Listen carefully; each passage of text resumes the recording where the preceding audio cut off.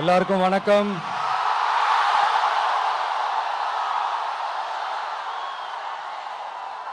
எல்லாரும் எப்படி இருக்கீங்க? சாப்பிட்டீங்களா?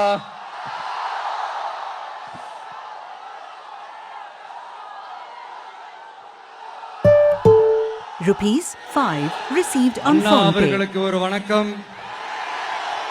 பெரியார் அவர்களுக்கு ஒரு வணக்கம். இப்ப நான் எந்த மண்ணில் நின்னுட்டு இருக்கிறேன் தெரியுமா? நாகூர் ஆண்டவர் அன்போட நெல்லுக்கடை மாரியம்மன் அன்னை வேளாங்கண்ணி ஆசியோட கடல் தாய் மடியில் இருக்கிற என் மனசுக்கு ரொம்ப நெருக்கமான நாகப்பட்டினம் மண்ணில் இருந்து நின்று பேசிட்டு இருக்கிறேன். என் நெஞ்சில் குடியிருக்கும்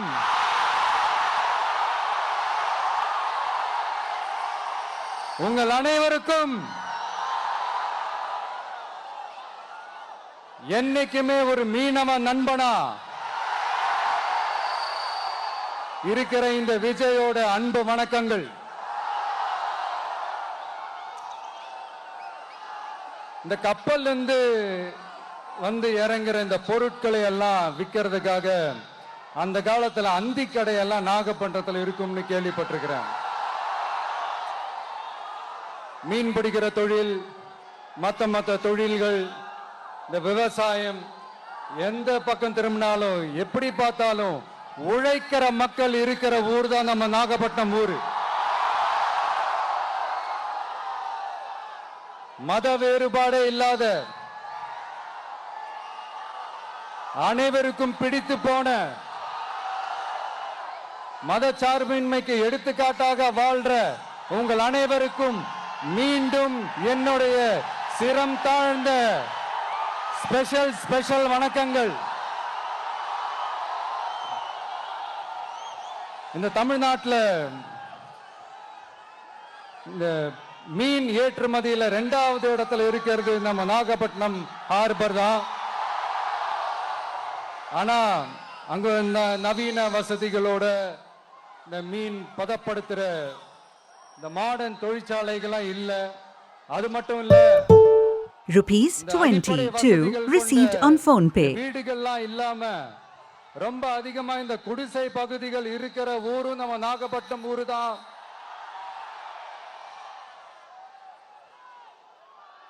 இந்த முன்னேற்றத்திற்கெல்லாம் எங்கள் ஆட்சிதான் சாட்சி. அப்படி இப்படின்ட்டு இந்த அடுக்குமொழியில பேசி பேசி அது நம்ம கேட்டு கேட்டு காதுல இருந்து ரத்தம் வந்ததான் மிச்சம். இவங்க ஆண்டது பத்தாதா? இப்படி தவிக்கிறாங்களே நம்ம மக்கள், அது பத்தாதா?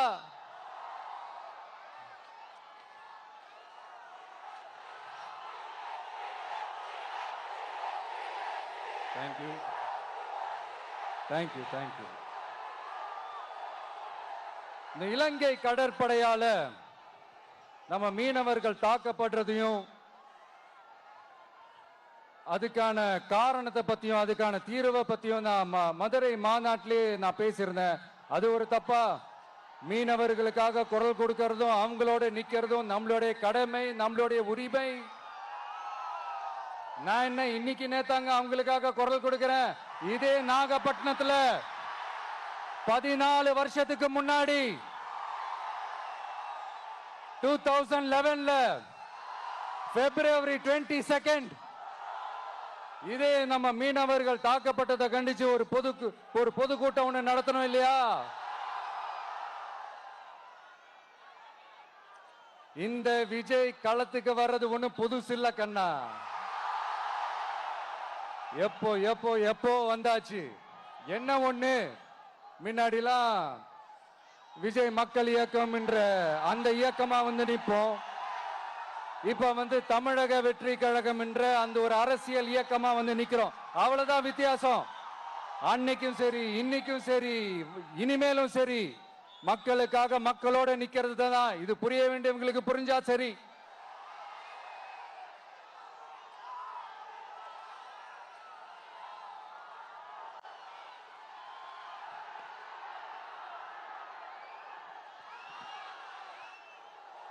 மீனவர்களுக்காக குரல் கொடுக்கிற இதே சமயத்துல நம்ம தொப்புள் கொடி உறவுகளான ஈழத் தமிழர்கள்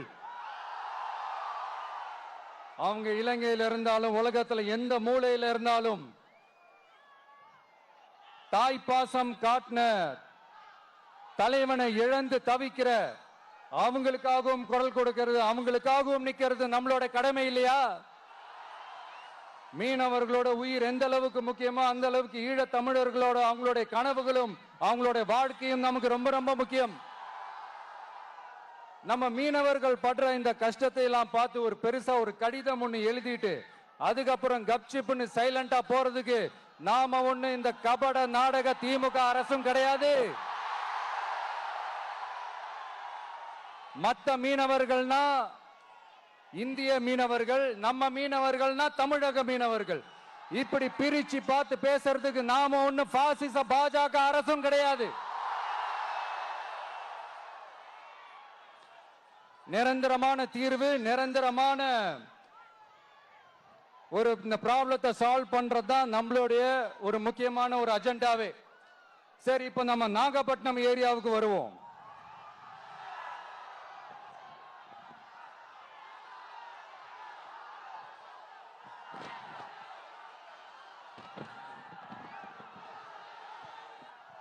இங்க இருக்கிற மண் வளத்தை பாதிக்கிற இறால் பண்ணைகளை முறைப்படுத்தணும். அப்பதான் மீனவர்களோட வாழ்வாதாரமும் விவசாயிகளோட வாழ்க்கையும் பாதிக்காம இருக்கும். கடலோர கிராமங்கள்ல மீன் அரிப்புல இருந்து பாதுகாக்கிற அலையாத்தி காடுகளை அழிக்கிறத பத்தி தடுத்து நிறுத்தி அதுக்கு ஒரு வழி பண்ண வேண்டிய அரசாங்கத்துக்கு இதை விட ஒரு முக்கியமான ஒரு வேலை ஒண்ணு இருக்கு. அது என்ன தெரியுமா? சொந்த குடும்பத்தோட வளர்ச்சியும் சொந்த குடும்பத்தோட சுயநலமும் தான் அந்த முக்கியமான வேலை. இங்க இருக்கிற மக்களுக்கு குடிக்க தண்ணி இல்லாம தவிக்கிறாங்க. அதுக்கு தீர்வா காவிரி தண்ணியை கொண்டு வரலாம், மக்களோட தாகத்தை தீர்க்க. கொண்டு வந்தாங்களா? இவ்வளவு பாரம்பரிய கடல் சார்ந்த ஊர்ல ஒரு கவர்மெண்ட் மெரைன் காலேஜ் ஒன்னு கொண்டு வரலாம். கொண்டு வந்தாங்களா? மீன் சம்பந்தமான எந்த தொழிற்சாலையும் அமைக்கல. அமைச்சாங்களா? அட்லீஸ்ட் நிறைய பேருக்கு வேலை வாய்ப்பு கிடைக்கிற மாதிரி தொழில் வளர்த்தியாவது பெருக்கலாம், அதையாவது செஞ்சாங்களா? ஆனா ஒவ்வொரு டைமும் வெளிநாட்டுக்கு டூர் போயிட்டு வர்றப்பெல்லாம் அத்தனை கோடி முதலீடு, இத்தனை கோடி முதலீடுன்னு சிஎம் அவர்கள் சிரிச்சுக்கிட்டே சொல்லுவாரு. சிஎம் சார், மனசை தொட்டு சொல்லுங்க, வெளிநாட்டு முதலீடா இல்ல வெளிநாட்டுல முதலீடா? ஒட்டுமொத்த தமிழ்நாட்டுக்கும் முதலீடா இல்ல உங்க குடும்பத்தோட முதலீடு வெளிநாட்டுக்கு போகுதா? வேளாங்கண்ணி, நாகூர், கோடியக்கரைன்னு இங்க இருக்கிற டூரிஸ்ட் பிளேஸ் எல்லாம் கொஞ்சம் நல்லா டெவலப் பண்ணலாம். பண்ண என்ன குறைஞ்சா போயிடுவீங்க? வேதாரண்யம் பகுதியில் உப்பு ஏற்றுமதி செய்யறதுக்கு வசதியை செஞ்சு கொடுக்கலாம். செஞ்சாங்களா? நாகூர் ஆண்டவர் அரசு மருத்துவமனையில பிரசவம் பார்க்கிற டாக்டரே இல்லையா? நாகப்பட்டினம் புது பஸ் ஸ்டாண்டையாவது சுத்தமா சுகாதாரமா வச்சுக்கிறாங்களா? நாகப்பட்டினம் ரயில்வே ஸ்டேஷன் வேலைகளை சீக்கிரமா முடிச்சு வைக்கலாம், அதையாவது செஞ்சாங்களா? இங்க ஏற்கனவே இருந்த ஸ்டீல் ரோலிங் மில்லையும் ரயில் பெட்டி தயாரிக்கிற தொழிற்சாலை மூடிட்டாங்க. அத மறுபடியும் திறந்தா நிறைய பேருக்கு வேலை வாய்ப்புகள் கிடைக்கும். ஏன் அதை பத்தி யோசிக்கல? மேலக்கோட்டை வாசல் NH மேம்பாலம் கட்டி 50 வருஷம் ஆச்சு, அது சரியா மேம்படுத்தலாம், அதை செஞ்சாங்களா? Thanjavur to Nagapattinam NH road வேலை பல வருஷமா நடக்குது, இன்னும் முடிச்ச பாடே காணும், அதை வேகப்படுத்தி முடிச்சிருக்கலாம், அதையாவது செஞ்சாங்களா? ரொம்ப முக்கியமா நெல்லு மூட்டையெல்லாம் மழை காலத்துல வெள்ளத்துல நனைஞ்சு நம்ம விவசாயிங்க எவ்வளவு வேதனைப்படுறாங்க. அதுக்கு சரியான ஒரு குடவுன் கட்டி தரலாம், அதையாவது கட்டி தந்தாங்களா? எலெக்ஷனுக்கு முன்னாடி திமுக காரங்க வந்து செய்வோம் செய்வோம் செய்வோம் செய்வோம்னு சொன்னாங்களே, செஞ்சாங்களா?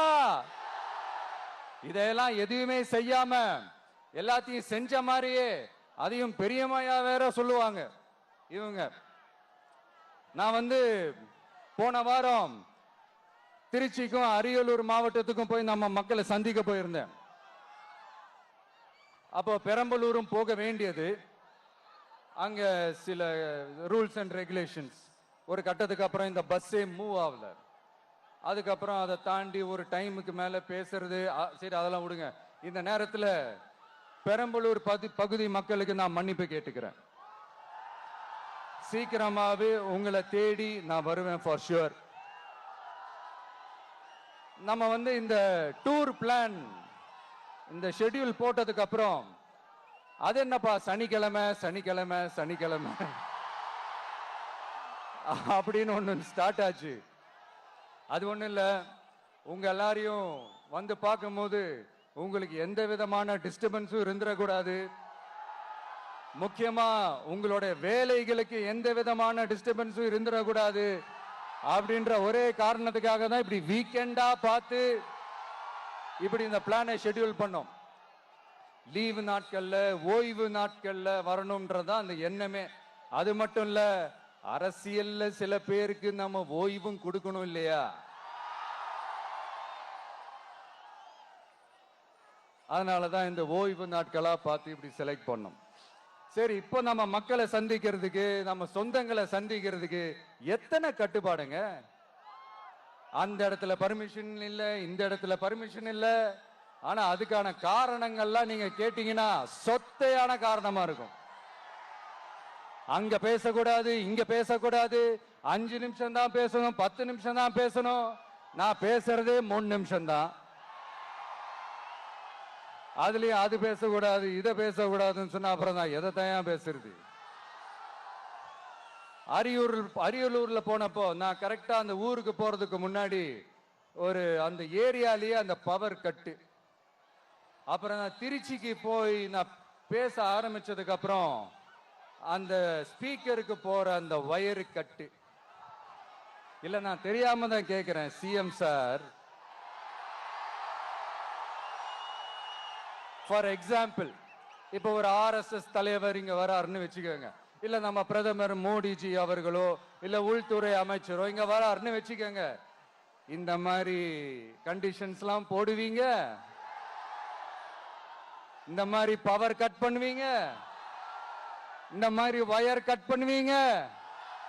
கொஞ்சம் கட் பண்ணி தான் பாருங்களேன்.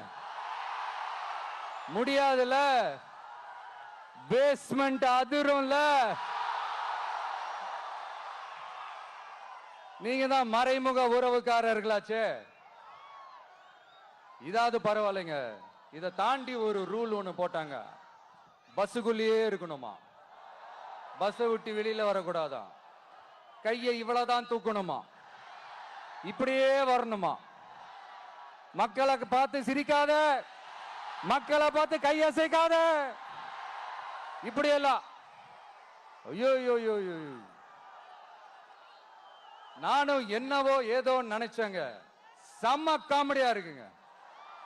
ஐ am just enjoying like anything. நேரடியாவே கேட்கிறேன், சிஎம் சார் மிரட்டி பாக்குறீங்களா? அதுக்கு இந்த விஜய் ஆள் இல்ல சார், அதுக்கு நாம ஆள் இல்ல சார். என்ன செஞ்சிருவீங்க? மேக்சிமம் கொள்கைய சும்மா பேருக்கு மட்டும் வச்சுக்கிட்டு குடும்பத்தை வச்சு கொள்ளையடிக்கிற உங்களுக்கே இவ்வளவு இருந்தா, சொந்தமா உழைச்சி சம்பாதிச்ச எனக்கு எவ்வளவு இருக்கும்?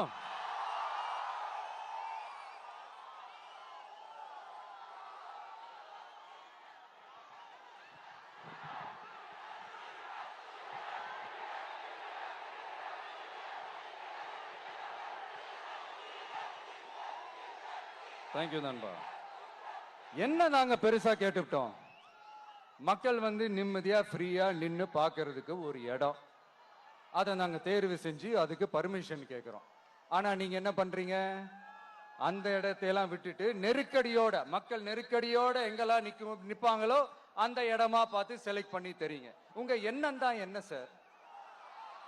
நான் அவங்கள பார்க்க கூடாது, அவங்களோட பேசக்கூடாது, அவங்க குறைகளை கேட்க கூடாது, அவங்களுக்காக குரல் கொடுக்க கூடாது. என்னதான் சார் உங்க எண்ணம்? சரிங்க சார், ஒரு அரசியல் தலைவன் அப்படின்றதெல்லாம் மறந்துருங்க. ஒரு சாதாரண ஒரு தமிழ்நாட்டு மண்ணோட ஒரு மகனா, ஒரு நம்ம தமிழ் மக்களுடைய ஒரு சொந்தக்காரனா, என் மக்களை, என் குடும்பத்தை, என் சொந்தங்களை நான் பார்க்க போனா என்ன பண்ணுவீங்க? அப்பவும் தடை போடுவீங்களா? வேணாம் சார். இந்த அடுக்குமுறை, இந்த அராஜக அரசியல்லாம் வேணாம் சார். நாம ஒண்ணு இங்க தனியால் இல்லைங்க சார். மாபெரும் மக்கள் சக்தியோட பிரதிநிதிங்க சார். மாபெரும் பெண்கள் சக்தியோட சகோதரன் சார். மாபெரும் இளைஞர் இயக்கமா இருக்கிறோம் சார்.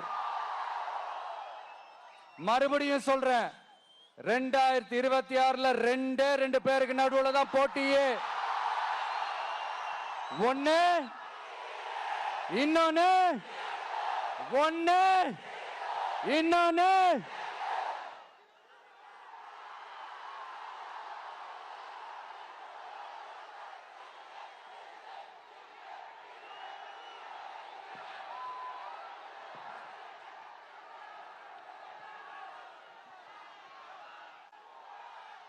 இந்த பூச்சாண்டி வேலையெல்லாம் காட்டுறதை விட்டுட்டு தில்லா கெத்தா நேர்மையா எலெக்ஷனை சந்திக்க வாங்க சார். பார்த்துடலாம் சார். கொள்கையை பேருக்கு மட்டும் வச்சுக்கிட்டு குடும்பத்தை வச்சு தமிழ்நாட்டை கொள்ளையடிக்கிற நீங்களா, இல்ல தமிழ்நாட்டில் இருக்கிற ஒவ்வொரு வீட்டுக்குள்ளேயும் ஒருத்தனா இருக்கிற நானா, இந்த விஜயா? பார்த்துடலாம் சார். இனிமேலும் இந்த தடைகள்லாம் போட்டீங்கன்னா நான் நேரடியா மக்கள்கிட்டயே பர்மிஷன் கேட்டுருவேன். மக்களே நீங்க சொல்லுங்க, நான் உங்களை பார்க்க வரக்கூடாதா? நான் உங்களோட பேசக்கூடாதா? உங்க குறைகளை நான் கேட்க கூடாதா? உங்களுக்காக நான் குரல் கொடுக்க கூடாதா? இப்படி நமக்கு தடையா போடுறாங்களே, இந்த திமுக அரசு மறுபடியும் ஆட்சிக்கு வரணுமா? உங்க நல்லதுக்காக நம்ம உங்க டிவிக்கு ஆட்சி அமையணுமா? சத்தமா சத்தமா கேட்டுச்சா மை டியர்? ஏன்பா, நான் தான் அப்பவே சொன்னல, அவருக்கு ஆசையா பாசமா கூப்பிட்டா பிடிக்க மாட்டேங்குது. ஏன்பா மறுபடியும்? கேட்டுச்சா சிஎம் சார்?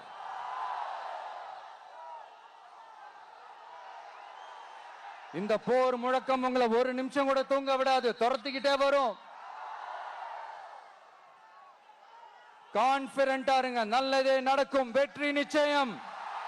மீண்டும் சந்திக்கும் வரை நன்றி, வணக்கம்.